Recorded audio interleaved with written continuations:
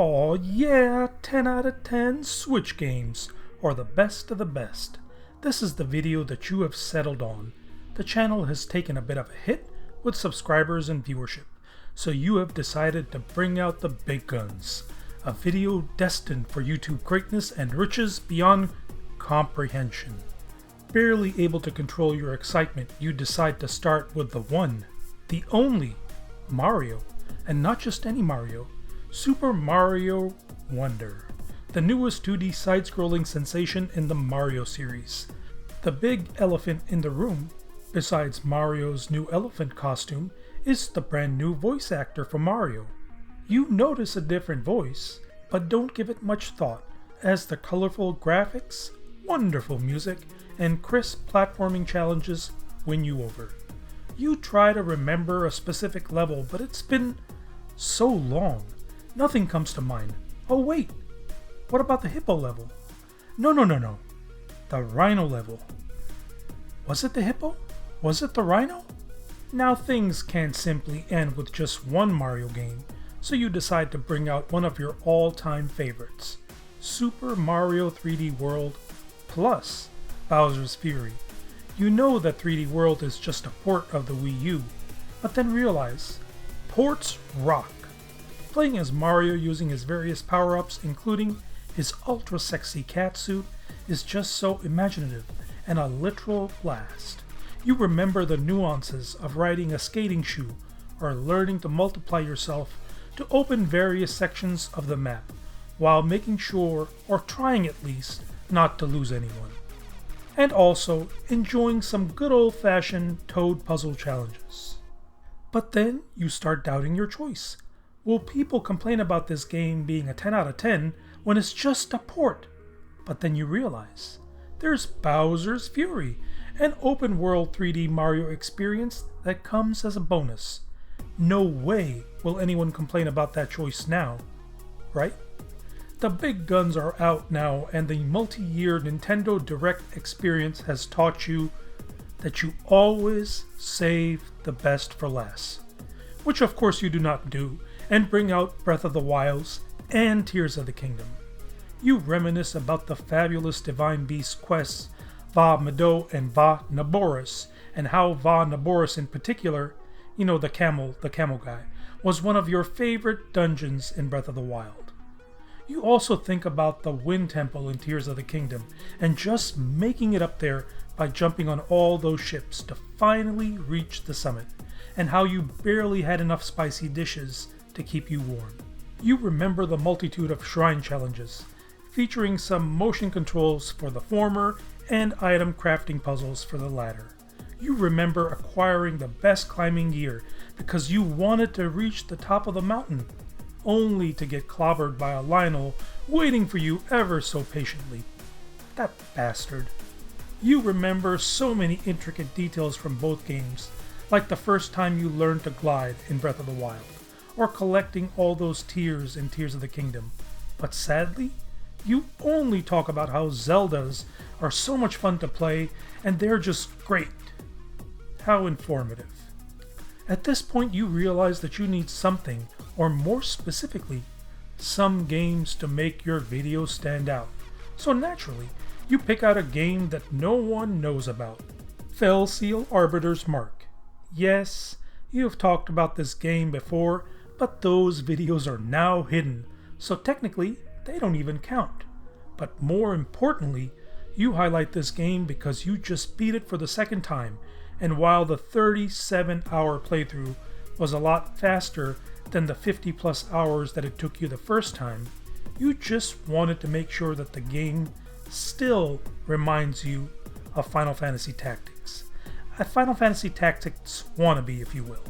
You notice some annoyances at times with a very cheap AI or some poor inventory management system. But this game reminds you of Final Fantasy Tactics so much that you don't really care. Plus, the Assassin and Fellblade classes are totally badass. You think to yourself, is adding a game like Sanamora EX sensible? It is a shmup, and aren't all shmups pretty much the same thing? Absolutely not, as this particular game has a dark story, pretty epic boss battles that perfectly complements its beautiful art style and amazing soundtrack.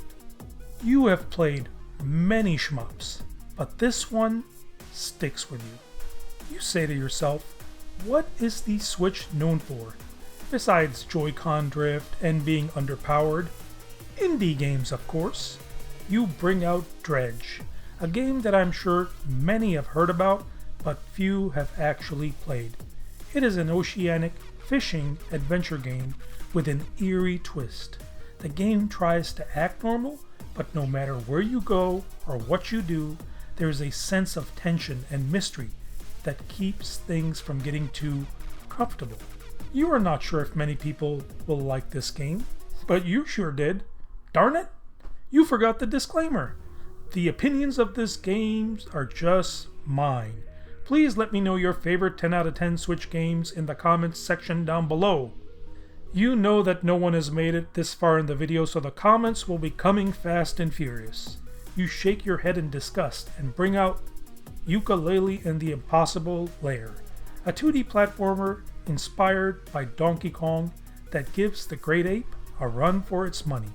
The fact that 2D platforming levels are complemented by the overworld adventure puzzle-solving elements really make this game special.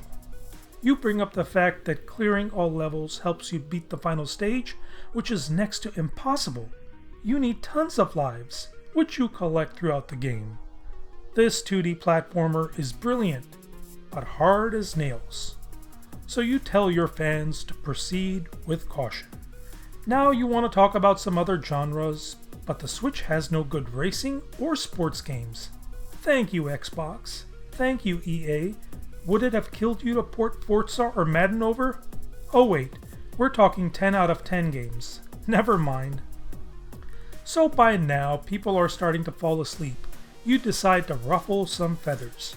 You want to bring up Pokemon Scarlet, but quickly back off, as you have already lost 20 plus subscribers in the past month or so.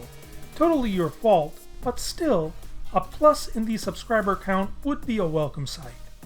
You think of how amazing Paper Mario and the Thousand Year Door is, which is why you cannot understand why Paper Mario and the Origami King is disliked. You enjoy its puzzle-esque combat, its imaginative boss battles, its sense of exploration, and just how darn beautiful the overall game is. You know people don't like the Origami King, but it matters not. You believe that this game will become a cult classic in time, much like I guess the Thousand Year Door did. You can sense anger pouring through the cell phone screens, or perhaps it's the comments, but you decide to play it a bit more safe and bring out Cuphead, a game so freaking hard that you had to beat some levels on easy mode. You realize that this game frustrates the living daylights out of you, but it's so beautiful. Getting smashed by the early bosses like Goopy Legrand is just a sample of things to come. I mean, if a guy like Goopy Legrand is kicking your ass, then what do you think King Dice will do to you, Feel free to find out. No more Mr. Safe. You decide to bring out Bayonetta 3. Everybody loves Astral Chain, everybody loves Bayonetta 2, and everybody loves Nier Automata. Rightfully so. But where is the love for Bayonetta 3?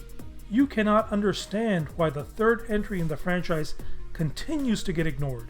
Visually impressive, top-notch hack-and-slash combat, and tons of amazing boss battles. What's not to like? The game also features some monster possession/control mechanics and some surprise OP characters that make this game stand out in a very good way. Why does everybody hate 3? You think to yourself, why? The video is getting long, and you realize that you've barely scratched the surface of 10 out of 10 Switch games. You decide to talk about more in a future episode, but you want to end on a high note. Does it get much higher than Metroid Dread? From the terrifying, heart-pulsating Emmy encounters, to the challenging battles with Chozo soldiers, to the memorable encounter with Kraid. These are just some of the challenges that you vividly remember. With a genre absolutely flooded with quality offerings, Metroid Dread stands tall as one of the best Metroidvania experiences, and while you remember not 100%ing the entire map, you realize that there's always another playthrough to take care of any unfinished business. The first series of 10 out of 10 Switch games are now done, and you cannot wait for the sequel. The only thing left to say is, thank you so much for watching, and we'll see you soon. Bye.